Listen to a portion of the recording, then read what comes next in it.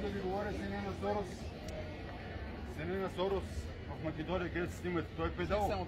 Сина на Сорос е педал и вие се снимате с педали. Вие сте педал. Това е истина, че сте педерас. И педерас искате да управлява София. Няма да стане педерас да управлява. Но обратно го дайте.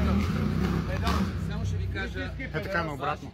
Вашите наобратно. желания не ме интересуват. Не, се снимате с педала, с сина на Сорос Александър, който живее в Македония. Ви спонсорира той. Той ви спонсорира. И вие се снимате с педала, нали? Извинявайте, вие нямате ли си Кой други кого е, хора, бе? с които Питам. да говорите? Вие сте педерас.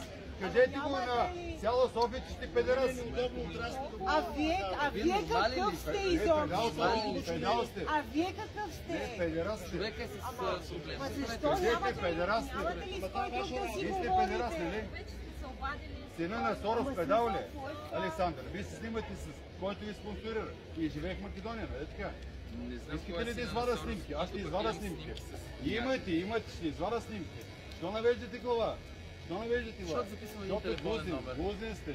Сега ще ви извада снимки. Гледайте ги където. Нямам търпение. Сега, ако искате, ни оставете.